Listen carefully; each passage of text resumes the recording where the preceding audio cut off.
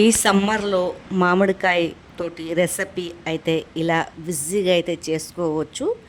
ఈ రెసిపీ అయితే పుల్ల పుల్లగా తీయ తీయగా టేస్ట్ మాత్రం చాలా బాగుంటుంది. ఇది చేసుకొని 3-4 రోజులు ఎండలో పెట్టుకుంటే మంచిగా అయిపోతుంది. ఇది నేనైతే ఒక్క రోజులోనే పెట్టాను. నేను దీన్ని ఎలా చేశానంటే ఫస్ట్ అయితే 3 మామిడికాయలు అయితే తీసుకున్నాను. దీన్ని మంచిగా వాష్ చేసుకొని అయితే బట్టతోటి అయితే తుడుచుకున్నానండి. కోస్తే ఇలా ఎల్లోగా అయితే వెళ్ళింది లోపటైతే. దీన్ని మంచిగా అయితే కోసేసి గుజ్జి తీసేసి మిక్సీలో అయితే వేసేసుకుంటున్నాను. ఈ మిక్సీ పట్టేశాక ఒక గిన్నె పెట్టుకొని ఒక పావు కిలో అంత బెల్లంలో కొద్దిగా నీళ్ళైతే వేసుకున్నాను. దీన్ని పాకం అయితే పడతాను. బెల్లము మెత్తగా అయితే ఉందండి. ఇది కొద్దిగా వేడి అయితే కరిగిపోతుంది. చూడండి, ఇలా కొద్దిగా వేడి చేసుకుంటే చాలు కరిగిపోతుంది. ఇలా అంతా కరిగిపించుకున్నాను బెల్లంని. మంచిగా తొందరగా అయితే కరిగిపోతుందండి. మెత్తగా ఇట్లా చేసి నూరుకుంటే ఇలా పాకం అయితే వచ్చేసింది. తర్వాత ఈ రుబ్బు పెట్టుకున్న మామిడి గుజ్జునైతే దీంట్లో అయితే వేసేస్తున్నాను.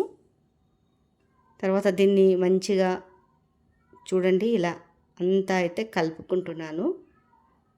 మొత్తం కలుపుకొని మొత్తం దగ్గరికి అయితే వచ్చేయాలా. అప్పుడే ఈ మామిడి తాండా అనేది చాలా టేస్టీగా ఉంటుంది. దాంట్లో కొద్దిగా సాల్ట్ కూడా వేసేసుకుంటున్నాను. టేస్ట్ అప్పుడే బాగా వస్తుంది కొద్దిగా సాల్ట్ వేసుకుంటే. మంచిగా అయితే గుజ్జు దగ్గరికి వచ్చే వరకు కలుపుతూనే ఉండాలి. సిమ్ము మంట మీదనే కలపాలా, మంట ఎక్కువ పెట్టొద్దు. చూడండి, ఇలా అంతా సిమ్ము మంట మీద అయితే కలుపుకుంటున్నాను. మొత్తం దగ్గరికి అయితే గుజ్జు వచ్చేలాగా. తీపి మనము చూసుకొని వేసుకోవచ్చు, కానీ కొద్దిగా బెల్లం ఎక్కువనే వేసాను నేను. చూడండి, ఇలా దగ్గరికి వచ్చే వరకు ఇది 10 నిమిషాలలో చేసుకోవచ్చండి. తర్వాత నేను పైనుంచి మిరియాల పొడి కూడా వేసాను. కొద్దిగా టేస్ట్ బాగుంటుంది మిరియాల పొడి వేస్తే. ఇలా అంతా మంచిగా అయితే గుజ్జు దగ్గర వచ్చే వరకు అయితే కలుపుకుంటున్నాను. చూడండి, ఇలా అంతా ఇలా దగ్గరికి అయితే వచ్చేస్తుంది. ఇంకా కొద్దిగా జరసేపు ఇంత కలపాలా. ఇక్కడ తీసేస్తున్నానండి. తర్వాత ఒక ప్లేట్కి నూనె రుద్దుకొని ఇదంతా వేసేసుకుంటున్నాను.